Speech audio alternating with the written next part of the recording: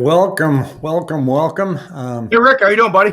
Oh, good. Fortunately, people out there don't know that I made a button mistake, and Yeah. I'm not even gonna. Here it is. Tell him. He says, "Where's the stream?" We were there. We just weren't live. So, We were talking to ourselves. yes, I got to rehearse for lack of a better thing. There, I want to try and find what I just played because I closed the tab. Here it is. Oh, good. Okay. So when it comes to what's happening in real estate right now, I think this is hilarious. So I'm gonna put this up there for people, little entertainment purposes here. Yep. And 15 seconds of entertainment. See if we got it. Oh, no sound. No sound. Okay. Bear with me. I know what I did wrong. So I'm going to take this off, and I'm going to take this off. Oops. Well, I think we're going to, there we go. There's so many buttons to push. And then you hit this, then I hit Chrome, and then I hit share audio, and then I find it right there. Okay, folks, sorry for the delay, but this is worth it. Excuse me. Is that Apple for sale? Yeah, we're about to put it on sale right now, actually. Well, I'm in the market, so tell me about your Apple. Why should I buy it? Nice try. Okay, people, here's how this is going to work. I have an Apple here. The highest bidder's going home with this. I want all bids in the next 2 minutes, then we're closing it. Bidding starts at $5. Feeling pretty confident there, huh? I mean, don't you think? $10. He said starting at 5. 15. It's a new Apple. Yeah, just listed. I'm pre-qualified. I'll pay cash. I got cash. 20, 30, 40. No, just make it 45. Is it even worth that? 50. I don't know. Please, this is the 8th Apple I've tried to buy. Could I at least see it up close? Nope, it's an Apple. You know what it is. You either want it or you don't. I'll take it for 100. What? I'm from California. It's the cheapest Apple I've ever seen. 120. Why did I do that? Yep. That explains it. That just about sums it up. I just think that's hilarious. That so epitomizes the real estate market right now. You know, in a funny way. Is it even worth 45? It's funny, but sad. You know. Yeah, I know. So I was telling Pat earlier. I got scolded yesterday by a subscriber because he says I was getting too political, and that's just and I'm not very bright, and that's not a good move to make. And those of you that watch me, you know that I talked about two things that I see coming down the pike that I don't like. One of them is the new 1031 exchange laws that are changing. So anytime there's anything coming through Congress, Senate, President, I don't care who's in office, if it's going to affect real estate, I'm going to let you know. And just like the grant program, this is a terrible time to have a grant program because we have an inventory shortage and you're throwing gasoline on the fire. So I don't care if it's Trump that wanted to propose it or if it's Biden. I'm telling you that policy stinks.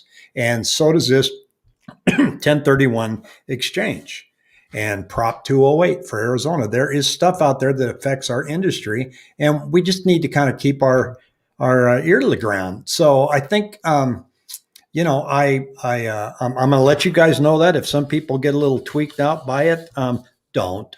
It's not that serious of a channel, and I'm not running for any political offices. So I just wanted to lay that out there, right, Pat? Yep, exactly. I mean, it does everything they everything that they come across, like this 1031 exchange. You got to look at the policies of how they affect, the long-term capital gains. How's that going to affect, because it does affect people's decisions and what they do. This has the potential for. Most politicians did flunk economic classes. That's for sure. Yeah, no doubt. You're going to, first of all, raising taxes when we're trying to climb out of a major recession is in itself, I think, very risky. But this 1031 exchange, I mean, real estate's got a bullseye on it right now. The real estate industry, there's a lot of tax money that politicians see out there that they want to grab, and especially on the high end, the multimillionaire people like BlackRock that buy these, buildings, these apartment complexes and tons of homes. And then they use 1031 exchange to not pay taxes while they go from this property to the next property. It's tax deferment, and it lets them build capital and improve homes. And that's why the whole thing was put in there in the first place, was to spur economic activity and to give incentives to build more homes, because the government doesn't want to be the one building homes. So that's one of the reasons the 1031 exchange is put in there. But if you clamp it down and say that any transactions and profits over $500,000 is no longer going to be available, those big guys that are playing way up here are going to be playing way down here, trying to buy the home that you want. You think we got a home shortage now? That's going to be devastating. That's not my opinion by myself too. I mean, I've been looking at this and reading it, and you can search 1031 exchange on YouTube today and find some really smart people out there that are raising the red flag. But we do have comfort, I think, in knowing that it's probably not going to see the light of day. Yeah. Hopefully.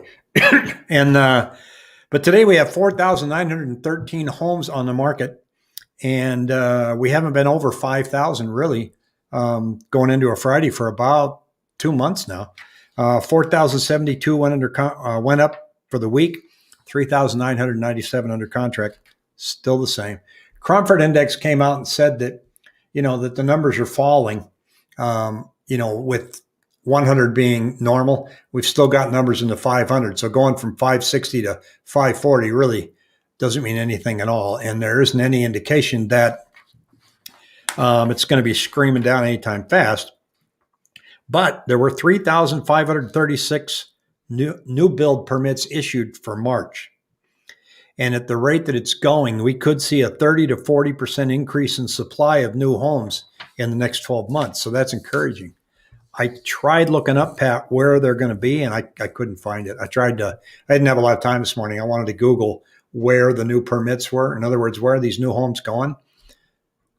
I know they're probably Surprise, Coolidge, Florence, way out west, Buckeye. So, yeah, Maricopa. I was just out in Maricopa the other day, and there's still land out there available to build. Well, just getting homes. And you brought this to my attention today. Yep, this is really people could say that we're going to see a crash. Like you said, once again, we've gone back the last couple of months. I mean, it's, the talking points are probably getting a little old, but until they change, I mean, it's been pretty much. I mean, it's a pure supply demand equation. I mean, you look at, for the last 10 years, we've been look at the blue line, the graph, and then you see 2010 to for the last 10 years, we have been underbuilding, and that's. Well, millennials weren't supposed to buy houses. Remember, they all wanted to ride bikes, and they were going to Uber, and they were going to live in the city. That was it. Yep. People weren't really watching what was going on. Is Apache Junction getting new builds? Not too many yet. I haven't seen a lot of that. There's a plot of land out there. There's a federal land. There's right off the 60. There is. I think there's a plot of land that they're looking to develop way out there. It's a pretty good sized development. That'd be nice. That's some good views out there, folks. Yeah. Get out there and see the mountain. I found out if you go in the spring and winter solstice, that the sun hits the Superstition Mountains in a certain way that the shadow looks like a cougar walking across the mountain. Have you heard that? Yep. Yeah. Yeah, I hadn't seen that. My friend Nancy sent me that picture. I thought that is really cool. So the new builds, it was a 39% increase over March 2020 when it comes to permits being issued. Now, that should come with a warning too, because anything that you're seeing like this March compared to last March, remember what we were doing last March? Nothing. Yeah. So we were all locked down. So we're going to see explosive numbers from anything, retail growth, restaurant, everything compared to March. And but that's not the number to look at, because we better be better than last March, because everything was completely, totally shut down. Yeah. Rates, whenever there is the Feds meet or there's a State of the Union address, rates tend to either go up or down, the bond market, right? Yeah. So from what I saw it looked like the bond market kind of went up the next day. Yeah. I mean, rates have been pretty much, I'm just checking, March 30th is when they kind of hit their peak, and they've been slowly creeping down a little bit. I mean, I'm looking at my chart right now. I mean, the 10-year, we're at the 10-year, actually the 30-year 2.5 coupon is at 103.75, and the 10-year treasury is at 162.6. It's been kind of oscillating between like 159 and 165. So, I mean, the rates have been fairly quiet the last 3 weeks. I mean, they've been changing a little bit in cost, but it's right around 3.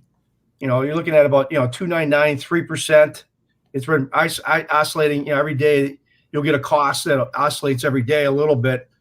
But the feds have been relatively benign. I mean, they said that they don't see any. I mean, Powell came out and said he doesn't see any problem in the loans. He mentioned it back in the talk the other day that he goes, there's not a problem in the loans whatsoever like we had in 07, 08. Yeah. They don't see any type of problem there at all. And, rates have been kind of, like you said, kicking around bottom. I mean, we're going to see inflation kick in here the next couple of months, obviously, based on Barry Habib. He said, you see inflation, lumber, pricing, rents, everything is going to see more inflationary the next 4 to 6 months. Is what they're saying. Speaking of Barry Habib, I watched his video this morning and asked him what he thinks about that change in the 1031 exchange. Yeah. Oh, he was railing. There's some changes I'm seeing out there on offers. I mean, on listings, and I think it's kind of there are more and more listings coming up saying seller is asking for a 30 to 60 day lease back. So that means they want to sell their house, and then after contract, after it closes, they want to rent it back from you for 1 to 2 months. Obviously, because they want time to go find another house. The biggest fear of selling a house right now is, excuse me, finding the next one. Don't die. I know, because then you got to learn how to push all these buttons. Yeah, which I failed miserably the other week. So I'm seeing more and more of that, and I was commenting with another YouTuber up in Fresno, and he said he's seeing the same thing up in that market. And a lot of people are writing offers, giving sellers that option as well, saying, look, I'll rent this back to you for a month or two if that helps you, if that sweetens this offer. We're also seeing shorter inspection times. Mm-hmm. And that can be tough because, sometimes it takes a few days to schedule your inspector. You got to find, it's hard to say, hey, I just signed this contract and you go out and inspect the house tomorrow. So 5-day inspections are tough. I'm seeing on probably 90% of offers written now, they're making the earnest money go non-refundable after the inspection period. And I'm seeing just about every offer have an appraisal gap coverage, which means, you'll have to have some more money at the table, possibly. I mean, appraisal prices are, there are some appraisals that I'm seeing on, people that post, my industry posts that I follow, that, a house will is listed for goes for 435. And some of these are coming in at at the purchase price, or over the 435. Yeah, we wrote one. It's 325. We wrote it for 353. It had multiple offers. The appraisal came back at 353. Yeah. So it was just that the neighborhood during that time period, 2 houses close to this one sold for 350, and so by the time we got to where it was appraisal time for us, time was on our side. And so it looked like an alarming number at first, 353 to 325. And the client's going, man, but I don't know if I want to overpay. And so I think that's, just because somebody asks a price on the house and you offer more doesn't mean you overpaid if 10 other people want that same house for the same price that you're willing to pay. Then you haven't overpaid.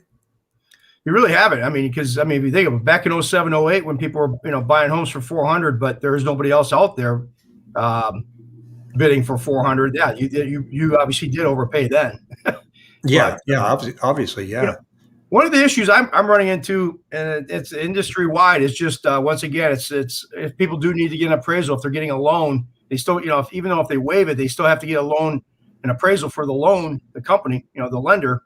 I'm seeing it's industry wide from Alaska to Florida is just basically appraisal, turn times. It's been really frustrating. Lenders are not getting updates as far as, we have to order the appraisal through an AMC, the appraisal management company, based on the new laws that came out in 2008, 9, and 10 with the Dodd-Frank. It has to be a third party, company, and I'm the last one typically to find out what's going on because I can't talk to an appraiser. Matter of fact, I had an appraisal done the other day, and I called the AMC company. It was done. And I called the AMC to say, hey, can I talk to the appraiser to see when this report? He said it's going to be back due on Monday, but she goes, no, due to regulations, I cannot tell you the name or the phone number of the appraiser. Wow. And so I'm stuck here with my hands tied. It's just frustrating, and I look like the horse, that's running and I have nothing to. It's frustrating. A lot of lenders are just frustrated with the appraisal management companies because due to the regulations, I can't talk to the appraiser and get an update. My brother in his refi, they can't even find the appraiser. Spent 3 hours at my brother's place and nobody's heard from him since. Yeah. So we have a question here. Do new builds tend to appraise at selling price? I have one I purchased last year, but it's being completed this year. I know homes have appreciated a lot this year. Yeah, do new builds tend to appraise at the? Yeah, they've obviously got one going on right now that they put an offer and prices have been going up from 385 to say 450. It's pretty easy for new build appraisals because they've got one model after another. They've got all these track records of what they're selling for, how many contracts are written. So exactly, that's a pretty easy job for an appraiser out there, I guess. So it's tough. Yeah, trying to close in less than 30 days, really the whole thing hangs on that appraisal. Yeah. When they can make it out there to appraise the house.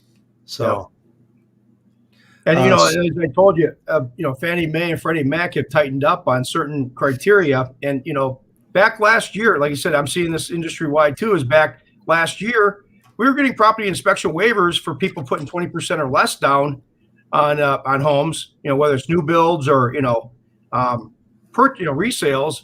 And now we're not getting as many property inspection waivers because Fannie Mae and Freddie Mac can tighten those algorithms in the system, without us even really knowing it. And it's kind of invisible when you start not to see as many property inspection waivers. You're like, oh, because I'm seeing that LOs complain about that. They're like, hey, I'm not getting property inspection waivers at certain LTVs like they did last year. And it's just kind of behind the scenes, you see this happening, people complaining. And they don't come out and tell you, Fannie Mae and Freddie Mac doesn't come out and tell you, hey, we're going to be tightening up the criteria for this. They just behind the scenes do it. Yeah, because there was a lot of that going on last year. You'd have an offer on a house, and you're getting along, and you get a call from the LO that says, hey, they waived the appraisal. Yeah. Yeah. And I don't understand on my brother's house. His house is worth almost $600,000. He owes $129,000. Why does he have to have an appraisal for a simple refi with no cash out? I don't get it. Yeah. He in the system, some will take it. It's a hit and miss with the property inspection waiver. It's just, I wish I could tell people, yes, it makes me look bad. It's frustrating on my end. Cause like I said, my hands are tied a lot of times as far as these property inspection waivers, second homes, investment properties. Like I said, second homes, they tightened up on that. There's probably underlying reason for that, but there's a lot of stuff that, once 1 week I can run something in a system and get an approval. And, the next week it's like, okay, the same criteria and I don't get approval. They can tighten up anytime they want with any update, with any software update that they have. Well, what's really frustrating and hard on my end right now is trying to figure out what price point you need to be competitive in that in that offer because, you know, nobody does a counter offer anymore. They just don't. No. They don't call you. They don't. So, you know, you can call the agent and hound them all you want and say, hey, come on, keep me competitive. I want to stand here. And sometimes that'll work. But as a rule, they're not countering. And then, so you end up trying to do a little research. So I looked at this one zip code this week, and it was priced between 800 and 900,000, I think I looked at. And it said that 40% of the homes were going over list price, and the average was $70,000. And I thought, holy cow, really? So I went and I looked up the closed properties for that month in that zip code, and there were 6. 4 of them all sold exactly for their list price, $825, $835, $835. And then the 5th one was up by $10,000. The 6th one was $850, and it closed at $950. So it threw the whole, average off the map. So when you look at that statistic and you go, okay, so the average is $70,000, you still have to go back in and look at what actually happened house by house. And, you don't want to just say, well, the average of that zip code is $70,000. So we'll have to come up at least that in order to play in this sandbox, because you can get burned. Yeah. And,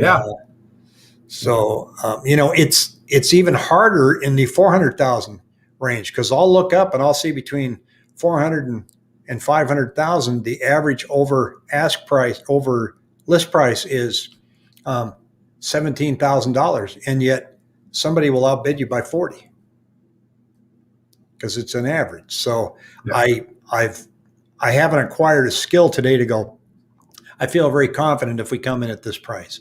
You just have to say to the buyer, what number are you comfortable with bidding up to in this house? Just, talk it out, figure out, I'm not paying a dime over this. And then just go there. If you're comfortable with that, go there, because you don't get to go partway there and think that they're going to counter. You can't do 425 and hope they counter back at 435, because that game is gone right now. They're not going to do it. Yeah. So you got to come in hot, and then just hope that that you won. And be careful, because the homes that say they're for sale on Thursday and they're going to review the offers on Monday, sometimes they don't wait till Monday. They say, we're done. We're all done. Yeah. So it can. I mean, I think people have to realize that the market, I think it's kind of like, I'm trying to think of what,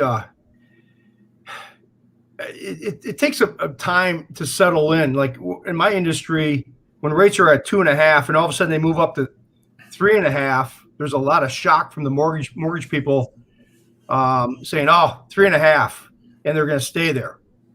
And there's shock then that rolls down to the average consumer because they see the rates at 2.5, but then you're like, no, it's 3.5.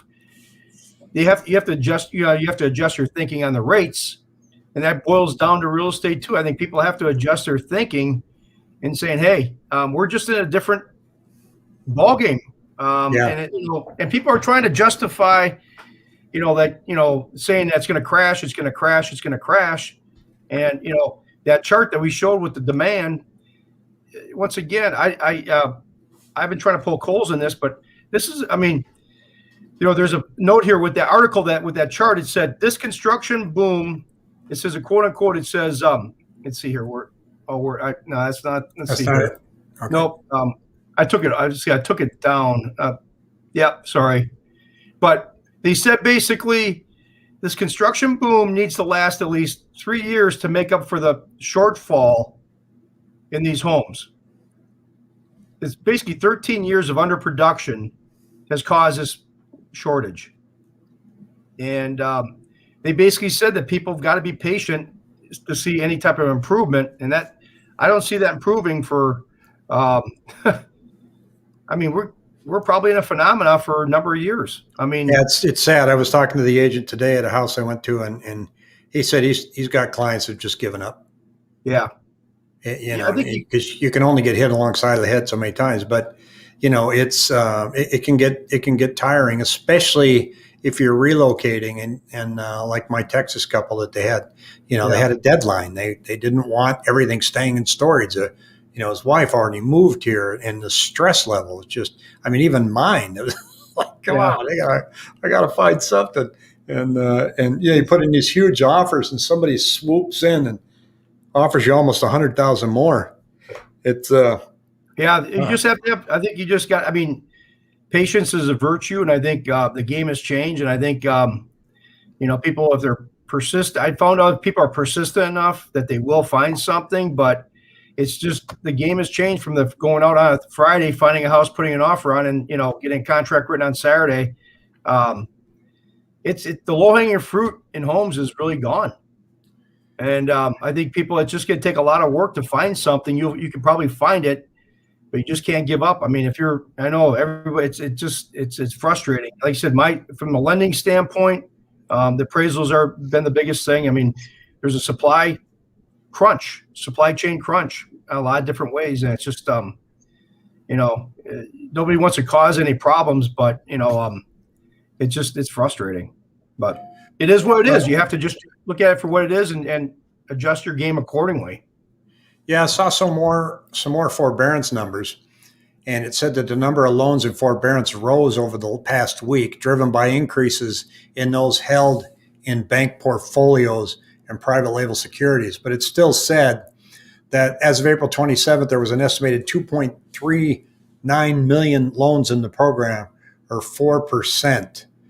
And it said that planned volumes have decreased by 228,000 loans in the past month. So there is not still anything that's coming in the forbearance world. And listening to investors, they make it very clear that in this environment, that if there's a forbearance home that feels like they need to go into foreclosure, it'll get gobbled up before the bank even attempts to, foreclose on the property. Yeah. They'll just come buy it from you, and the bank won't have to foreclose. So, they're waiting in the wings. Investors are they want stuff. And the other thing that people are discussing too is when the rent moratorium is over, are those owners of those homes, are they going to get out of the rental business and just say, I'm burned, I'm done? Or are they going to go and look at the house and go, wait a minute, this home was only worth $325,000 last year. Now it's worth, $405,000, and I can raise the rent by $400 a month. Yeah, I think I'll keep it. Yeah. So, I don't think we're going to have mom and pop landlord dump those homes. I think now they want to get me out of this. I can't stand it, but the average investor is going to go, I get more rent now. The ROI looks good. I'm going to keep them. So those two factors, the forbearance and the rent, I don't see a flood of homes coming at the end of that. So no, I could be wrong. 8 months ago, we thought maybe different, but no. So, yeah. All right. Well, look, unless you got anything else, I'm just going to say have a good weekend. Yep. And Nothing. I'm going to be out showing homes in the morning and keep plugging away, people. So. All right. Have a terrific weekend. See you all soon. All right. Take care.